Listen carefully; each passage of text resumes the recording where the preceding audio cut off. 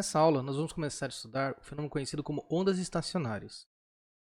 As ondas estacionárias acontecem quando duas ondas se propagando num meio se interferem.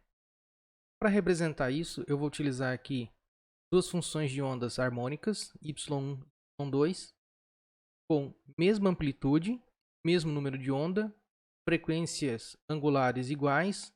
No entanto, uma onda que se propaga da esquerda para a direita e outra que se propaga da direita para a esquerda, conforme mostrado na equação 120 e 121. A função de onda resultante do processo de interferência é a soma da função de onda y1 com a função de onda y2. Substituindo a equação 120 e 121 na equação 122, nós obtemos a soma das duas funções, que é a função de onda resultante. Se nós utilizarmos a transformação trigonométrica da soma de cossenos, essa equação pode ser reescrita na forma da equação 125, onde eu tenho a função de onda resultante igual a 2a cosseno de kx vezes ômega-t. Então, para duas ondas que se interferem, por exemplo, numa corda, eu tenho a equação 125. Se eu tiver mais ondas se interferindo, essa equação pode ser generalizada, conforme mostrado na equação 126. O gráfico da equação 126 para um dado intervalo de tempo, ou seja, o gráfico da função de onda em função da posição para o intervalo de tempo fixo, é mostrado aqui embaixo para essas várias ondas que se interferem. O que nós queremos fazer agora é descrever o fenômeno das ondas estacionárias em uma corda que tem um comprimento L, conforme mostrado aqui na figura, e está com as duas extremidades fixas. Então, nesses pontos aqui, a corda não pode vibrar. Para simplificar a representação, vamos considerar a equação 127 como sendo a função de onda resultante que vai aparecer devido ao processo de interferência. Então, nessa função, eu tenho essa amplitude A de x multiplicada por um cosseno de ômega-t. Nós queremos saber qual é a expressão para essa amplitude. Para isso, nós vamos pegar a equação 127 e substituir na equação diferencial de onda, a equação 128. Substituindo então a equação 127 na equação 128, nós chegamos na expressão 129, onde eu tenho que realizar do lado esquerdo a derivada em relação ao espaço, x, derivada segunda, e do lado direito a derivada segunda em relação ao tempo. Fazendo essas derivadas, nós chegamos na equação 133, onde eu tenho que a derivada segunda de a em relação a x é igual a menos ômega ao quadrado por v ao quadrado vezes a de x. Vamos definir aqui o número de onda ao quadrado como sendo ômega ao quadrado por v ao quadrado, que nós já sabemos dessa expressão. E aí, se eu substituir essa equação 134 na equação 133, nós obtemos a equação 135. Note que essa equação ela já é uma velha conhecida nossa, tanto do pêndulo simples, na aproximação de pequenas amplitudes, como do sistema massa-mola. Ou seja, a de x é uma função cuja a derivada segunda em relação à posição aqui fornece uma constante vezes a própria função. Então, uma solução possível para a equação 135 é dada pela equação 136, onde eu tenho que a de x é um azinho cosseno de kx mais um bzinho seno de kx, onde a e b são parâmetros que eu vou determinar de acordo com as condições de contorno. As condições de contorno são similares às condições iniciais no pêndulo simples e no sistema massa-mola, só que lá eu falava de tempo e aqui eu estou falando das posições. Então, são condições específicas em algumas posições, nesse caso em duas posições para a corda. Então vamos considerar aqui novamente a corda, tem as duas extremidades fixas, e aqui a gente traça um eixo X ao longo da direção do comprimento, e eu tenho uma extremidade localizada no ponto x igual a 0, e outra extremidade está localizada no ponto x igual a L. Mas eu sei que a corda está presa nessas extremidades. Então, nesses pontos, x igual a 0 e x igual a L, a corda não pode oscilar.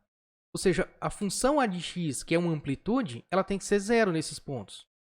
Então, eu vou considerar que a função a de x no ponto x igual a 0 é 0, conforme dado pela equação 137. E A de x em x igual a L também é zero, porque é o ponto onde ela está fixo. Então, considerando essas condições de contorno e a equação 136, se nós impormos a condição 137 na equação 136, ou seja, que em x igual a zero a função tem que ser zero, nós vamos obter que o azinho tem que ser igual a zero. E se eu substituir azinho igual a zero na equação 136, eu obtenho a equação 142. Todo aquele termo A cosseno de kx, ele vai ser anulado uma vez que A é zero. Agora o que eu vou fazer é impor a condição 138 na equação 142. Ou seja, A de L tem que ser igual a zero. Aí eu tenho duas possíveis saídas para resolver esse problema. Porque eu quero que B vezes seno de KL seja zero. Tem duas opções. Ou B igual a zero, ou seno de KL igual a zero. B não pode ser zero. Por quê? Porque se B for zero, B está multiplicando a função seno. Vai zerar tudo e não teria nenhuma amplitude para nenhum tempo, para nenhuma posição. Então, o que tem que acontecer? Seno de KL tem que ser igual a zero. Se seno de KL tem que ser igual a zero, quando que seno de KL vai ser igual a zero? Por exemplo, quando o produto KL com um múltiplo inteiro de π. Por quê? Seno de π é zero, seno de 2π é zero, seno de 3π é zero e assim por diante.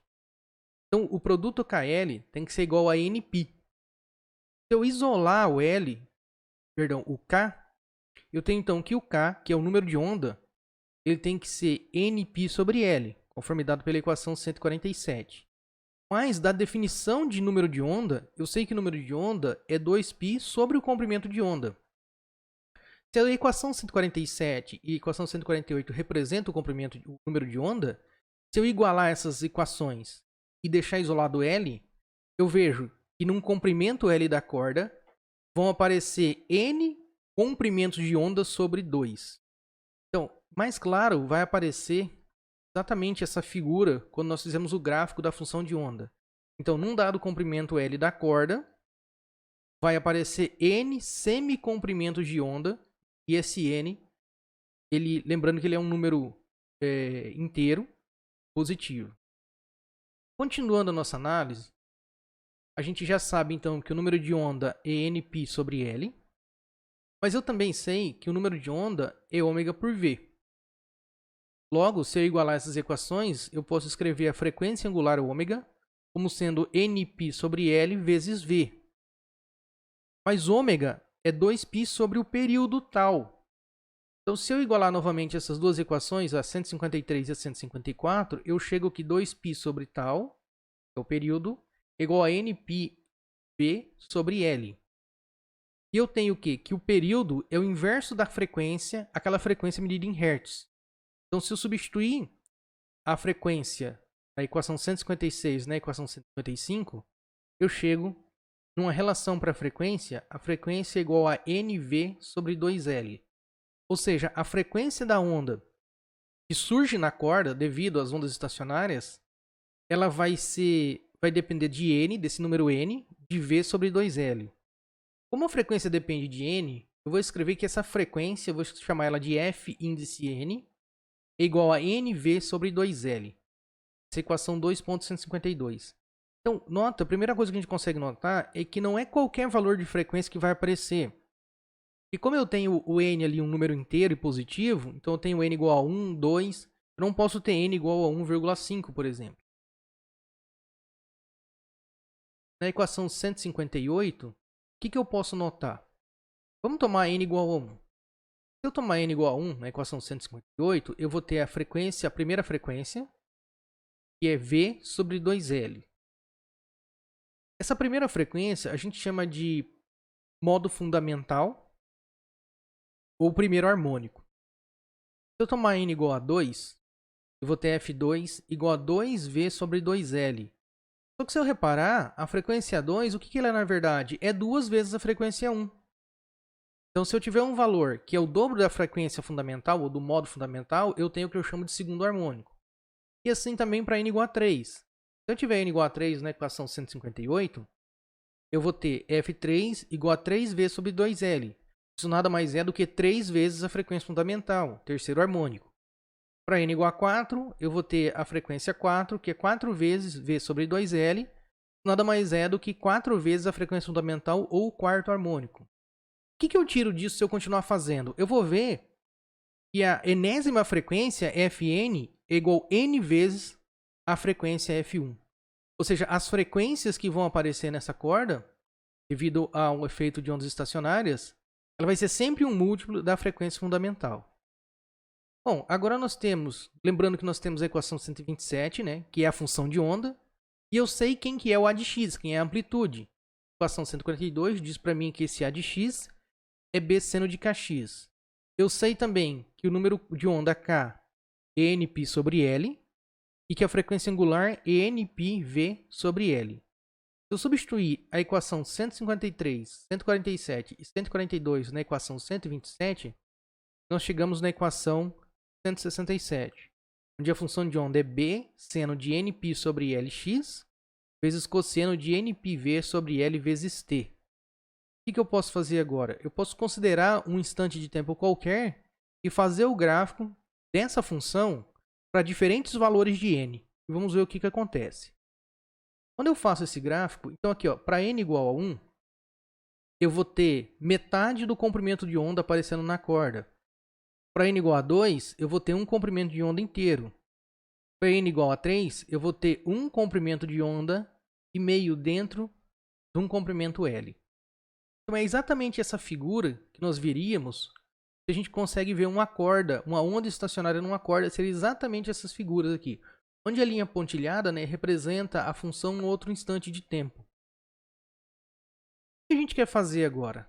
Na próxima aula, uma vez que a gente tem uma relação entre a frequência, a velocidade e o comprimento, a gente quer usar essa função, essa equação, para explicar basicamente o funcionamento, princípio de funcionamento de instrumentos musicais de corda. Então, até a próxima aula.